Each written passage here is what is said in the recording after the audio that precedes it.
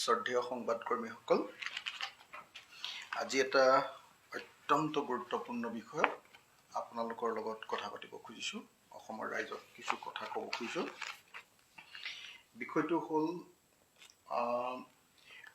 অসম চুক্তিৰ ৬ নম্বৰ দফা কমিটিৰ যিখন প্ৰতিবেদন, জাষ্টিছ বিপ্লৱ কুমাৰ শৰ্মাৰ নেতৃত্বত হোৱা যিখন প্ৰতিবেদন, সেই প্ৰতিবেদন সম্পৰ্কে অসমত যি চৰ্চা চলি আছে সেই বিষয়টোক লৈ আজি আমাৰ ৰাইজৰ দলৰ বক্তব্য প্ৰদান কৰিব খুজিছোঁ। আমাৰ প্ৰথম আৰু প্ৰধান বক্তব্য হ'ল ৬ নম্বৰ দফা কমিটিৰ বিপ্লৱ শৰ্মাৰ ৰিপৰ্টটো ইন ট'টো সম্পূৰ্ণৰূপে প্ৰথমৰ পৰা শেষলৈকে আটাইবিলাক অতি সোনকালে কাৰ্যকৰী কৰাৰ ব্যৱস্থা কৰিব লাগে। অসমৰ মুখ্যমন্ত্ৰীয়ে নিজৰ ইচ্ছামতে আমুক কৰিম, তামুক কৰিম, ভুচুক কৰিম এইবিলাক কৈ আছে। কিন্তু অসমৰ মুখ্যমন্ত্ৰীৰ যদি সঁচাকে ৬ নম্বৰ দফা কমিটিৰ প্ৰতিবেদন কাৰ্যকৰী কৰাৰ মন আছে, প্ৰথম কামটো কৰক যে এইখন ভাৰতৰ গৃহ দপ্তৰক এইখন গ্ৰহণ কৰিবৰ কাৰণে ব্যৱস্থা কৰক। ভাৰতৰ গৃহমন্ত্ৰীয়ে এইখন যিদিনা গ্ৰহণ কৰিব আৰু যিদিনা এই প্ৰতিবেদনখন অসম্পূৰ্ণ হৈ আছে, যে ইয়াত এটা চহী নাই, অকল জাষ্টিছ বিপ্লৱ শৰ্মাৰ চহী আছে, কিন্তু আপোনালোকে সকলোৱে জানে যে ইয়াতে চৰকাৰৰ যিজন প্ৰতিনিধি আছিল, সেই চৰকাৰৰ প্ৰতিনিধিজনৰ চহী নাই। সত্যেন্দ্ৰ গাৰ্গে ইয়াত চহী কৰা নাই। সত্যেন্দ্ৰ গাৰ্গক চহী কৰি এখন চৰকাৰী প্ৰতিবেদন ৰূপে, চৰকাৰে গ্ৰহণ কৰা প্ৰতিবেদন ৰূপে ইয়াক স্বীকৃতি দিব লাগে আৰু এই প্ৰতিবেদনখন ভাৰতৰ গৃহ দপ্তৰে আনুষ্ঠানিকভাৱে গ্ৰহণ কৰাৰ ব্যৱস্থা কৰিব লাগে। এনে অসমৰ মুখ্যমন্ত্ৰীয়ে ফাং-ফুং কথা কৈ থাকিলে লাভ নাই। আমুকটো কৰিম, তামুকটো কৰিম এইবিলাক বকি থাকি একো লাভ নাই। সঁচাকে যদি আন্তৰিকতা আছে, যদি ৬ নম্বৰ দফা কমিটিৰ প্ৰতিবেদন তেওঁলোকে কাৰ্যকৰী কৰিব খোজে, প্ৰথম আৰু প্ৰধান কামটোৱে হ'ব লাগে যে সত্যেন্দ্ৰ গাৰ্গক ইয়াত চহী কৰাৰ ব্যৱস্থা কৰি ইয়াক আনুষ্ঠানিক ৰূপ দিব লাগে আৰু এই প্ৰতিবেদনখন ভাৰতৰ গৃহমন্ত্ৰীৰ হাতত দি গৃহমন্ত্ৰী এখন আনুষ্ঠানিকভাৱে গ্ৰহণ কৰাৰ ব্যৱস্থা কৰিব লাগে। এইটো নকৰালৈকে বাকী কোনো প্ৰতিবেদনখন কাৰ্যকৰীকৰণ কৰিম এই কথাবিলাকৰ কোনো অৰ্থ নাই। এতিয়া আমি দেখিছোঁ যে ৬ নম্বৰ দফা কমিটিৰ যিখন প্ৰতিবেদন, সেই ৬ নম্বৰ দফা কমিটিৰ প্ৰতিবেদনখনৰ কামবিলাকক অসমৰ মুখ্যমন্ত্ৰীয়ে ৩টা ভাগত ভাগ কৰিছে। সেইদিনা সদৌ অসম ছাত্ৰ সন্থাৰ লগত যিখন আলোচনা হৈছিলে, সেই আলোচনাত অসমৰ মুখ্যমন্ত্ৰীয়ে এখন পেপাৰ দিছিলে। এইখন পেপাৰ, ইয়াত ৰাজ্য চৰকাৰে কৰিবলগীয়া ৪০টা কামৰ তালিকাবিলাক এইখিনি। ৪০টা কামৰ তালিকা এখন বনাই দিছে। এইটো হ'ল ৪০টা ৰাজ্য চৰকাৰে কৰিবলগীয়া কাম। তাৰ পাছত কেন্দ্ৰ আৰু ৰাজ্য দুইখনে কৰিবলগীয়া কাম দিছে। Recommendations related to both central and state government domain, দ্বিতীয় তালিকা।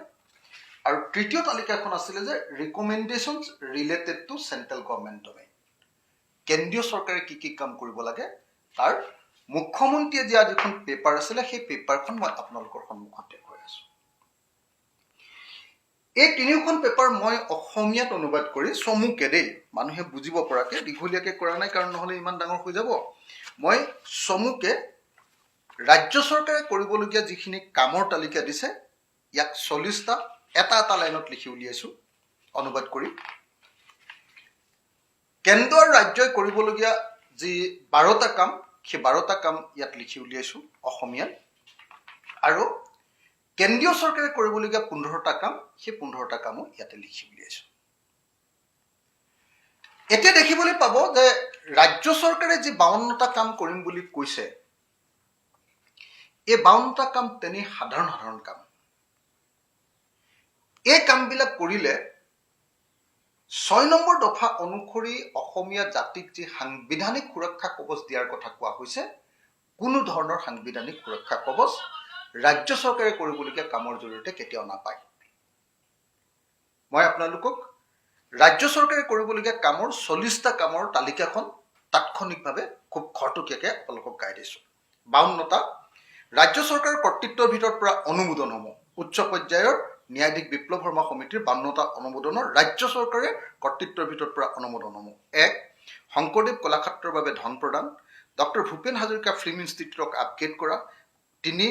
আনন্দৰাম ইনষ্টিটিউটক আপগ্ৰেডেশ্যনৰ বাবে পুঁজি প্ৰদান কৰা, 4. সত্ৰবোৰৰ সামগ্ৰিক পৰিচালনাৰ বাবে এটা স্বায়ত্তশাসিত কৰ্তৃপক্ষ স্থাপন কৰা, 5. The Assam official language act অনুসৰি অসমীয়া ৰাজ্য ভাষা কৰি ৰখা, 6. The Assam official language act 1960 কঠোৰভাৱে প্ৰয়োগ কৰি পেনেল প্ৰভিজনৰ ব্যৱস্থা কৰা, 7. এটা স্বায়ত্তশাসিত ভাষা সাহিত্য একাডেমী কাউন্সিল প্ৰতিষ্ঠা কৰা সকলো থলুৱা ভাষাৰ সুৰক্ষাৰ বাবে, 8. Directorate of official language implementation পুনৰ গঠন কৰা, সক্ৰিয় কৰা, 9. অসমত সাহিত্য একাডেমীৰ এটা অধ্যায় বা শাখা স্থাপন কৰা, 10. দ্য 4 লেংগুৱেজ প্ৰিন্সিপলছৰ অসমত আইনৰ সুৰক্ষা সহ আৰম্ভ কৰা, 11. কলেজত খিলঞ্জীয়া ভাষা শিক্ষাৰ বাবে শিক্ষক নিযুক্তি দিয়া, 12. এটা বহুভাষিক কেন্দ্ৰীয় লাইব্ৰেৰী স্থাপন কৰা, 13. বেজবৰুৱাৰ নামত সকলো জিলা সদৰত বহু মাল্টিপাৰ্পাছ কালচাৰেল কমপ্লেক্স স্থাপন কৰা, 14. নিৰ্দিষ্ট ৰাজহচক্ৰ চিনাক্ত কৰি কেৱল অসমীয়া মানুহে মাটিৰ মালিকী স্বত্ব কিনা বেচা কৰিব পৰাৰ অধিকাৰ পোৱাৰ ব্যৱস্থা কৰা, 15. ভাৰতৰ কৃষি ভূমি অনাকৃষি ক্ষেত্ৰলৈ হস্তান্তৰ সম্পূৰ্ণ বন্ধ কৰা, প্ৰধান কৃষিভূমি অনাকৃষি ক্ষেত্ৰলৈ হস্তান্তৰ বন্ধ কৰা, 16. 2015 চনৰ আছাম এগ্ৰিকালচাৰ লেণ্ড এক্টখনত 8 নং দফা বাতিল কৰি পেনেল প্ৰভিজন দিব লাগে, 17.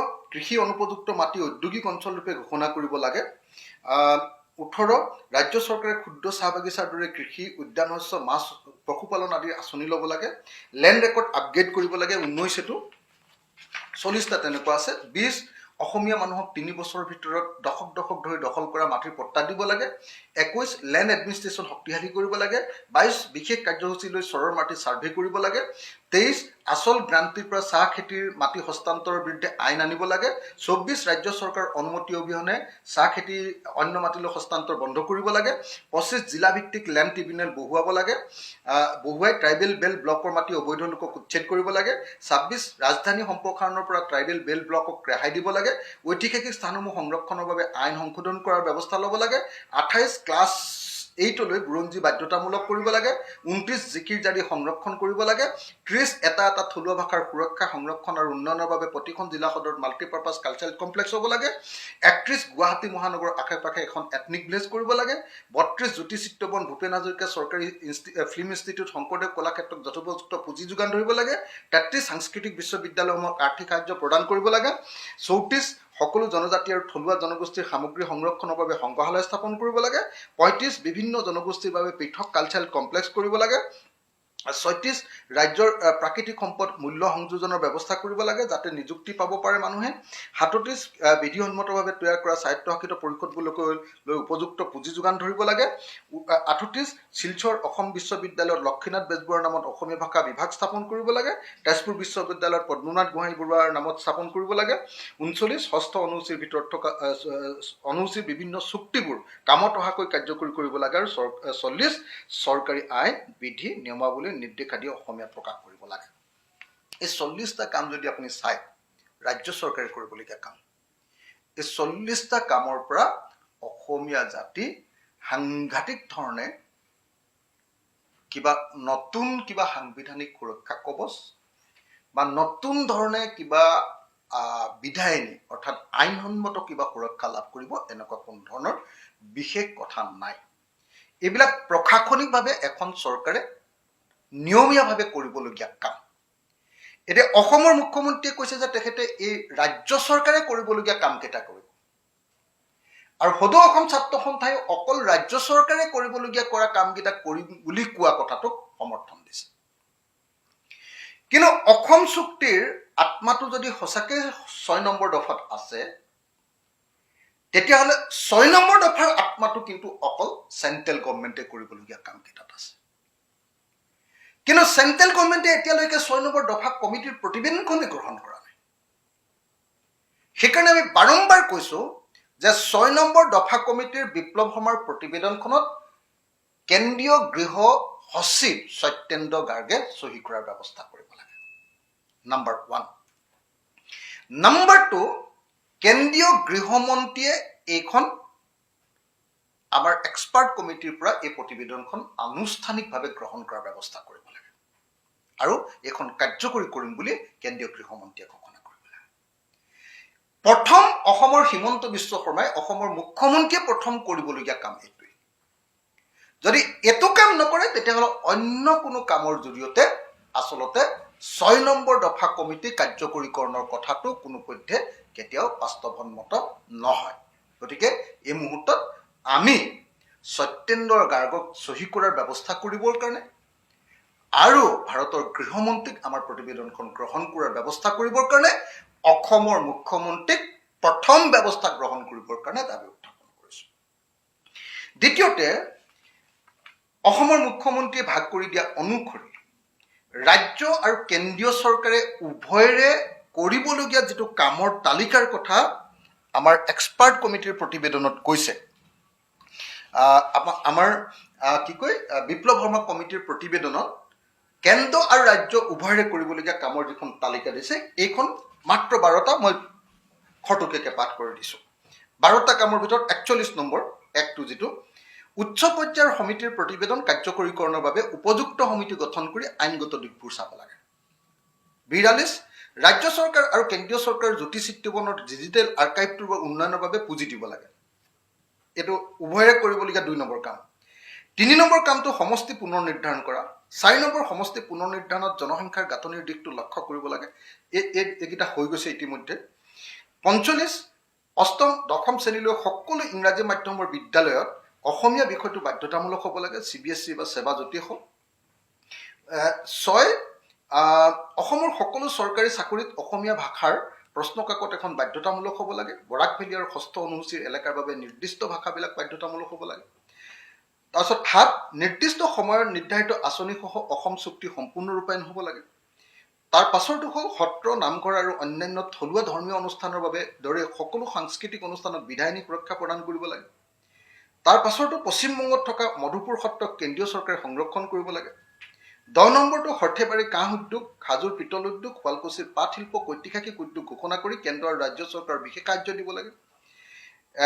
11, দ্য আছাম ষ্টেট বায়'ডাইভাৰ্চিটি বৰ্ডখন কেন্দ্ৰ আৰু ৰাজ্য চৰকাৰে যথোপযুক্ত পুঁজিৰে শক্তিশালী কৰিব লাগে যাতে অসমৰ জৈৱ বৈচিত্ৰ্য উপযুক্ত সংৰক্ষণ কৰিব পাৰি। আৰু 12, মাৰ, কুকি, বিষ্ণুপ্ৰিয়া আদি ভাষাকে ধৰি অসমৰ খিলঞ্জীয়া ভাষাত শিক্ষাৰ ব্যৱস্থাৰ বাবে কেন্দ্ৰীয় চৰকাৰে পুঁজি দিব লাগে। এইকেইটা হ'ল কেন্দ্ৰ আৰু ৰাজ্যই কৰিবলগীয়া 12টা কাম। এতিয়া এই কেন্দ্ৰ আৰু ৰাজ্যই কৰিবলগীয়া যিকেইটা কাম, এইকেইটাত আপুনি দেখিবলৈ পাব যে কেইটামান ইম্পৰ্টেণ্ট কাম আছে। যে 8ম শ্ৰেণীলৈকে অসমীয়া মাধ্যমৰ এখন অসমীয়া বিষয়টো বাধ্যতামূলক কৰা। অসমত চাকৰি ওলালে মানে APSC চাকৰিটো আজিকালি বাহিৰৰ মানুহে পাই যায়, সেইটো নাপাবৰ কাৰণে অসমীয়া পেপাৰ এখন যদি বাধ্যতামূলক হৈ যায় সেইটো ভাল হয়। এনেকুৱা ধৰণৰ দৰকাৰী কথা আছে। বা অসম চুক্তি ৰূপায়ণ কৰিব লাগে বুলি আকৌ ৰিইটাৰটেট কৰা হৈছে, আকৌ এবাৰ দাবী জনোৱা হৈছে, এইবিলাক কথা আছে। কিন্তু এই কেন্দ্ৰ আৰু ৰাজ্যই দুয়োটাই উমৈহতীয়াভাৱে কৰিবলগীয়া কামবিলাকৰ জৰিয়তেও আচলতে অসমৰ মানুহ সাংবিধানিকভাৱে সম্পূৰ্ণৰূপে সুৰক্ষিত নহয়। এতিয়া আহিলে বিপ্লৱ শৰ্মা কমিটিয়ে দিয়া যি প্ৰতিবেদনৰ কেন্দ্ৰীয় চৰকাৰে কৰিবলগীয়া 15টা কাম, যিটো অসমৰ মুখ্যমন্ত্ৰীয়ে, মই আপোনালোকক দেখুৱাইছিলোৱে যে recommendation related to central government domain বুলি অসমৰ মুখ্যমন্ত্ৰীয়ে যিখন তালিকা বনাই দিছে, সেই 15টা মই অসমীয়া অনুবাদ কৰি আপোনালোকৰ সন্মুখত গাই দিছোঁ। উচ্চ পৰ্যায়ৰ সমিতি ন্যায়াধীশ বিপ্লৱ শৰ্মা সমিতিৰ 15টা অনুমোদন কেন্দ্ৰীয় চৰকাৰৰ কৰ্তৃত্বৰ ভিতৰত পৰা অনুমোদন হ'ব। 1, সকলো জলাশয় PGR, VGR বেদখলমুক্ত কৰা, চৰকাৰী ভূমি বনভূমি দখলক অপৰাধ ৰূপে গণ্য কৰা আইন কৰা। বন আইন যিহেতু কেন্দ্ৰীয় চৰকাৰে বনাব পাৰে, গতিকে এইটো কেন্দ্ৰীয় বিষয়। এইটোনো কেলে দিলে মই নাজানো, এইটোৰ পৰা কি লাভ হ'ব, এখন কমিটিয়ে কিয় এইটো দিলে মই নাজানো, কিন্তু কৈছে যে এভিকশ্যন কৰাৰ কথা কৈছে, মানুহক উচ্ছেদ কৰাৰ কথা কৈছে। 2, কিন্তু আমি সকলোৱে জানো যে অসম চৰকাৰখনে ইতিমধ্যে নিজে PGR-VGRত অসমৰ মানুহক কিন্তু ইতিমধ্যে পট্টা দিছে।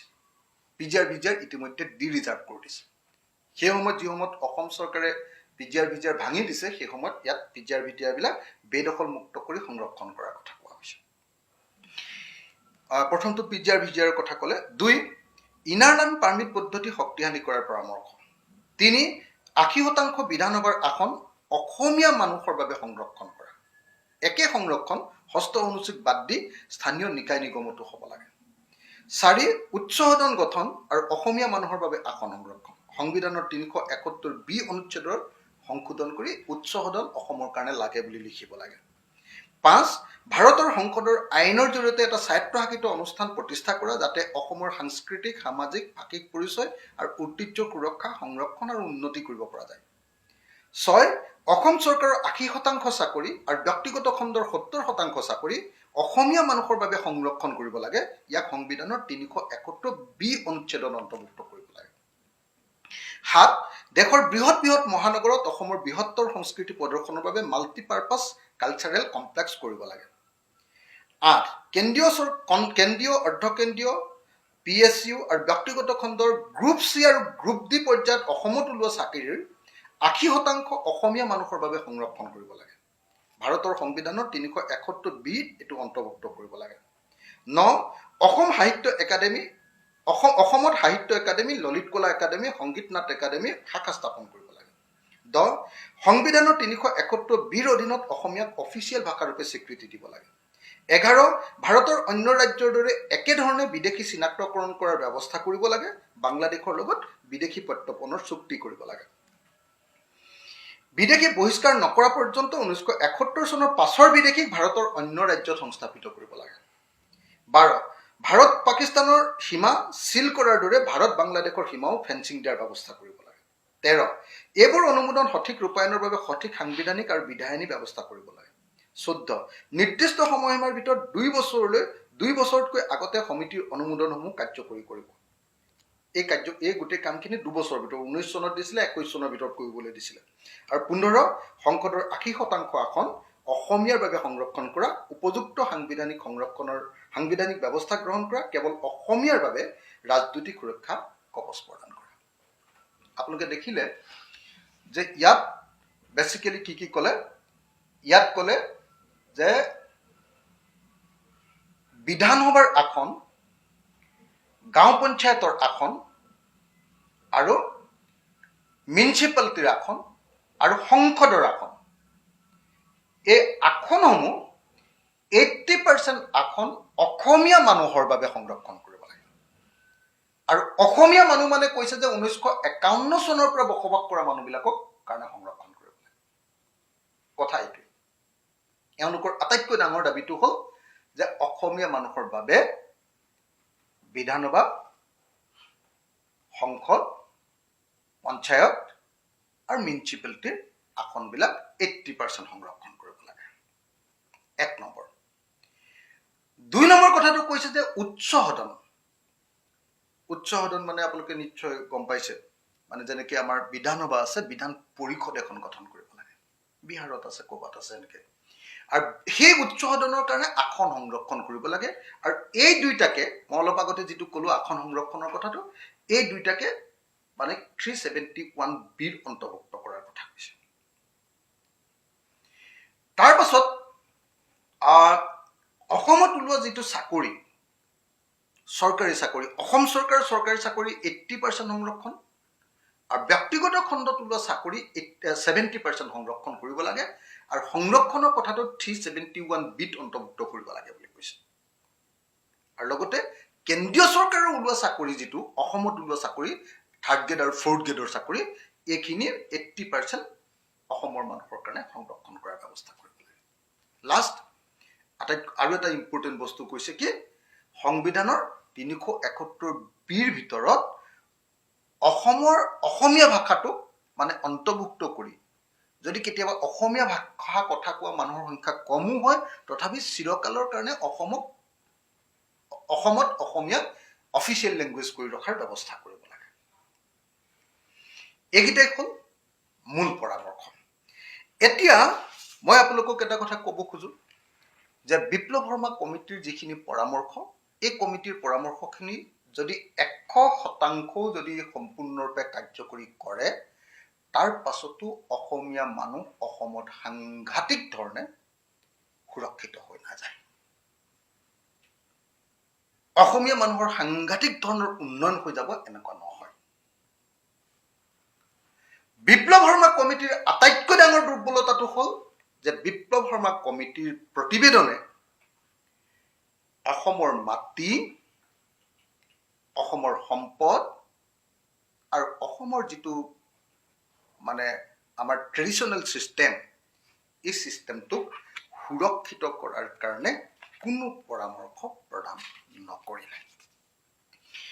আমি সকলোৱে জনা দৰকাৰ যে সাংবিধানিক সুৰক্ষা মানে হ'ল সংবিধানত থকা অনুচ্ছেদৰ ভিতৰত অসমখনক পেলাই দিয়া, সুমুৱাই দিয়া।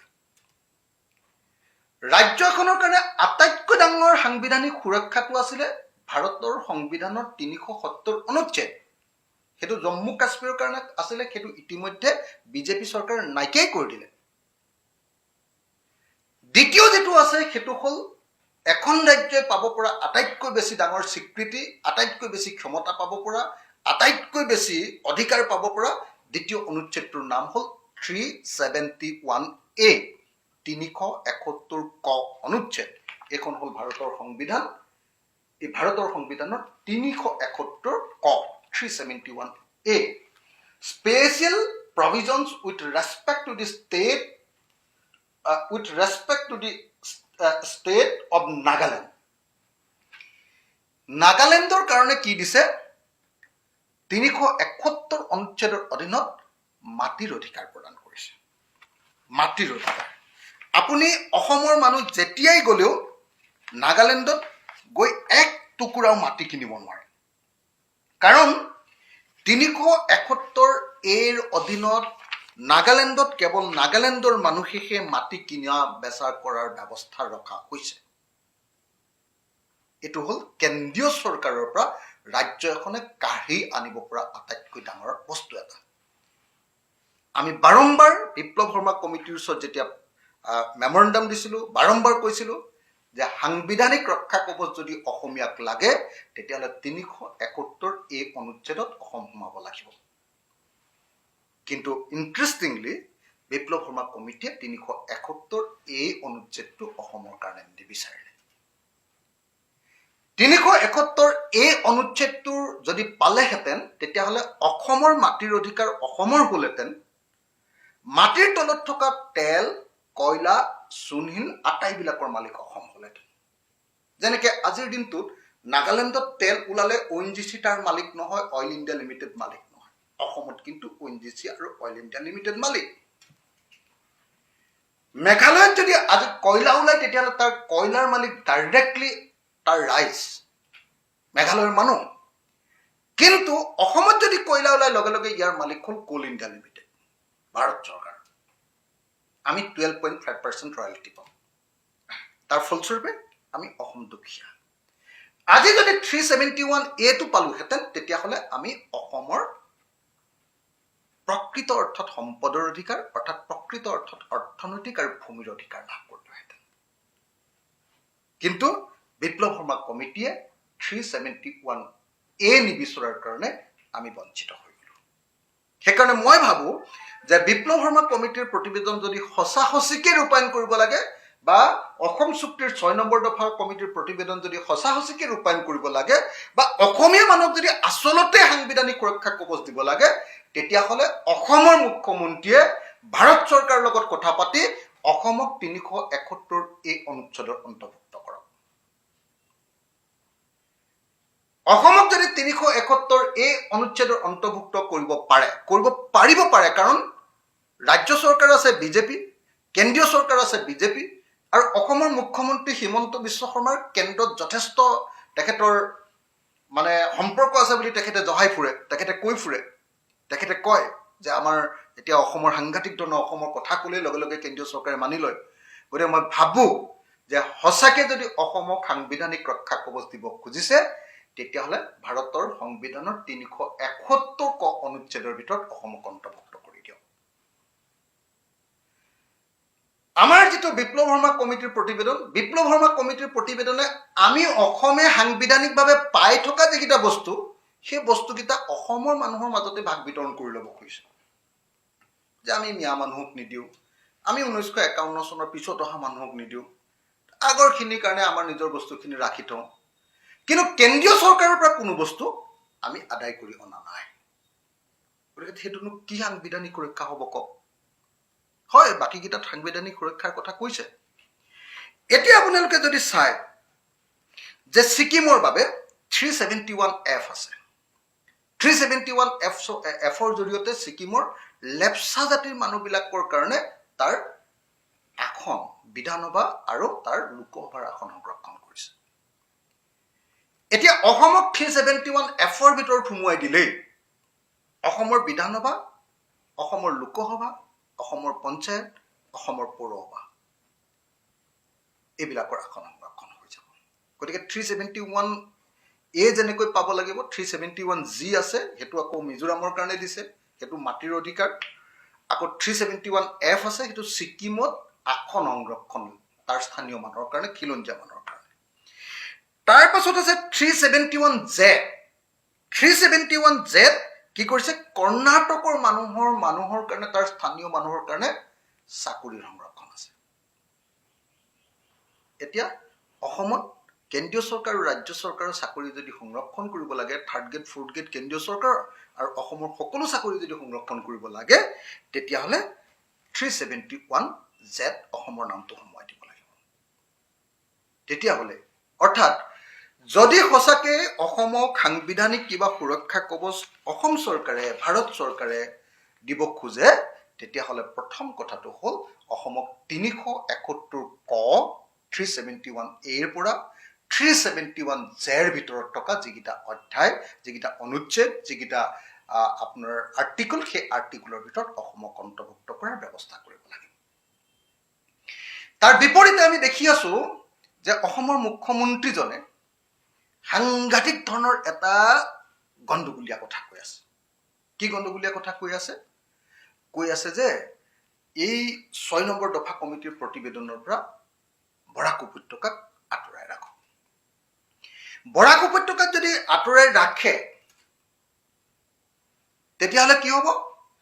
কাৰ জৰিয়তে অহা যিবিলাক হিন্দু বাংলাদেশী মানুহবিলাকো এই সাংবিধানিক সুৰক্ষা কৱচৰ অন্তৰ্ভুক্ত হ'ব। কাৰ জৰিয়তে অহা মানুহবিলাক? সাংবিধানিক সুৰক্ষা কৱচ যদি অসমত দিয়ে, তেতিয়াহ'লে ডেফিনেটলি বৰাক উপত্যকাতো সাংবিধানিক সুৰক্ষা কৱচ থাকিব। আৰু সাংবিধানিক সুৰক্ষা কৱচৰ কাৰণে যদি বৰাক উপত্যকাত কোনো ধৰণৰ ডেট নাথাকে, তেতিয়াহ'লে হিন্দু বাংলাদেশী মানুহবিলাককো তাতে দিব পৰা যাব। হিন্দী ভাষী মানুহবিলাককো দিব পৰা যাব। আপোনালোকে নিশ্চয় জানে, শিলাদিত্য দেৱেও পাব, বা আপোনাৰ কি কয় অশোক সিংঘালেও পাব তেতিয়াহ'লে সাংবিধানিক সুৰক্ষা।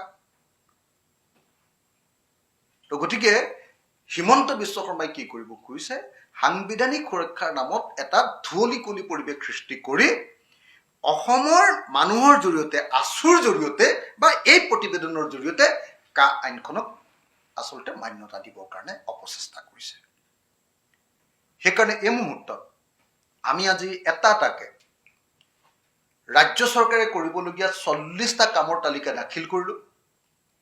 আৰু ৰাজ্য চৰকাৰে কৰিবলগীয়া 40টা কাম মূলতঃ আপোনালোকে নিজে দেখিলে, ক'ৰবাত হল স্থাপন কৰা, ক'ৰবাত জ্যোতিষিত্ৰবনৰ কাৰণে পইচা দিয়া, ক'ৰবাত শংকৰদেৱ কলাক্ষেত্ৰৰ কাৰণে পইচা দিয়া, ক'ৰবাত নামঘৰৰ কাৰণে কিবা এটা ব্যৱস্থা কৰা, এইবিলাক মূলতঃ সৰু সৰু কাম,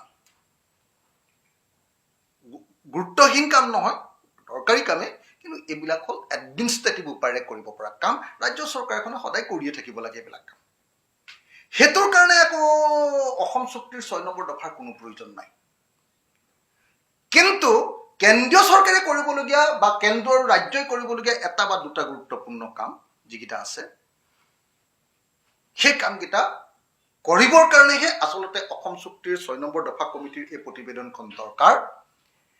আৰু অসমৰ মুখ্যমন্ত্ৰী এতিয়া কৈছে যে কেন্দ্ৰীয় চৰকাৰৰ কথাটো বাৰু আমি আপোনালোকক বহুৱাই দিম, কিন্তু কেন্দ্ৰীয় চৰকাৰতো আমি গেৰাণ্টি লোৱা নাই, আমি অকল ৰাজ্য চৰকাৰে কৰিবলগীয়া কামকেইটা কৰিম। আৰু তেওঁ এইটো কৈ আছে যে তেওঁ এতিয়া ব্লেকমেইল কৰা আৰম্ভ কৰিছে, কি বুলি, যে যদি তেতিয়াহ'লে আমাৰ ৰাজ্য চৰকাৰে কৰিবলগীয়া কামকেইটা কৰিব নালাগে যদি কৈ দিয়ক, আমি নকৰোঁ।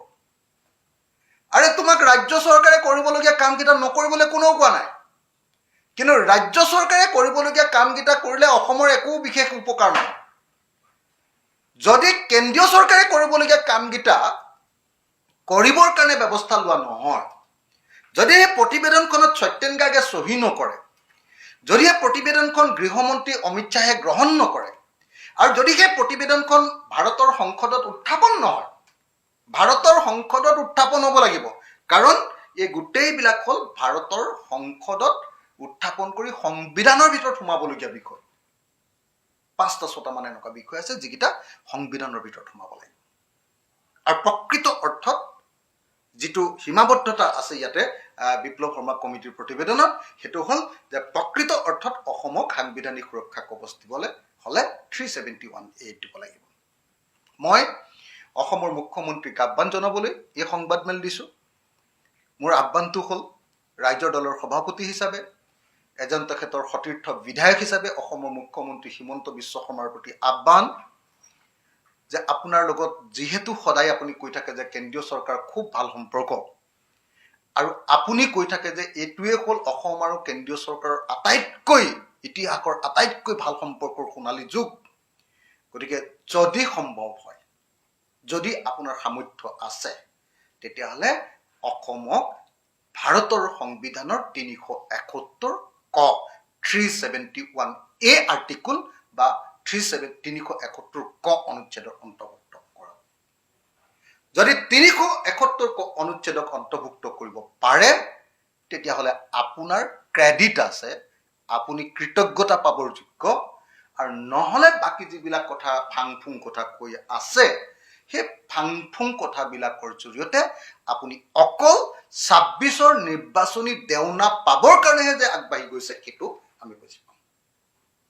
সদৌ অসম ছাত্ৰ সন্থাৰ প্ৰতি আমাৰ আহ্বান যে আপোনালোকে যেনেকৈ 2019ৰ ইলেকশ্যনটোত আপোনালোকে যেনেকৈ এই 6 নম্বৰ দফা কমিটিৰ প্ৰতিবেদনৰ নামত ইলেকশ্যনৰ আগত আপোনালোকে বিজেপি দলৰ লগত বহুত মিটিং মাটাং কৰি অসমৰ মানুহৰ ক্ষোভ চলি থকাৰ সময়তো আপোনালোকে বিজেপিৰ লগত বিজেপি চৰকাৰখনৰ লগত মানে আলোচনা বিলোচনা কৰি থাকিলে, এতিয়া 2026 চনৰ নিৰ্বাচনত বিজেপি বিপদত পৰাৰ পৰা উদ্ধাৰ কৰিবৰ কাৰণে আপোনালোকে কিন্তু এতিয়া বিজেপিৰ লগত আলোচনা কৰি থাকিলে নহ'ব।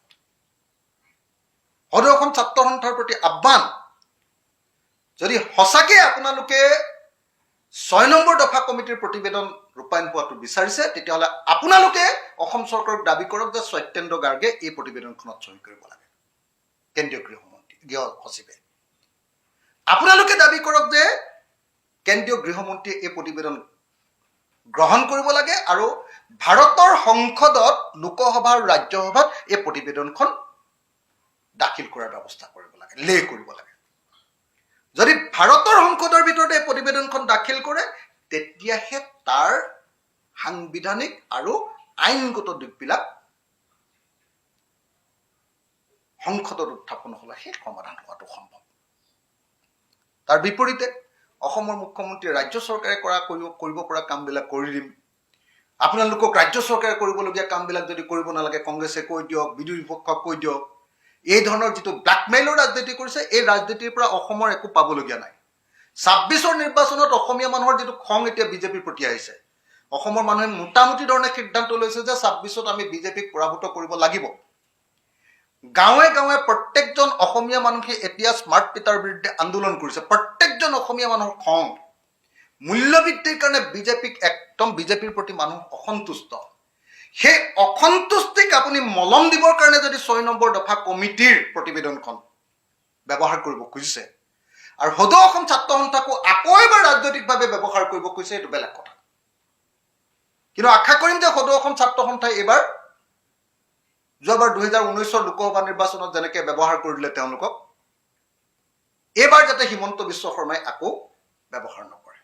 শৰ্মাক সহায় কৰিবৰ কাৰণে ভট্টাচাৰ্য যেন আগবাঢ়ি নাযায়। শৰ্মা ভট্টাচাৰ্যই মিলি যেন এইবাৰ 26ত বিজেপিক উদ্ধাৰ কৰিবলৈ আগবাঢ়ি নাযায়। শৰ্মা ভট্টাচাৰ্যই মিলি যদি বিজেপিক উদ্ধাৰ কৰিবৰ কাৰণে আগবাঢ়ি যায় তেতিয়াহ'লে এইটো অত্যন্ত দুৰ্ভাগ্যজনক ঘটনা হ'ব।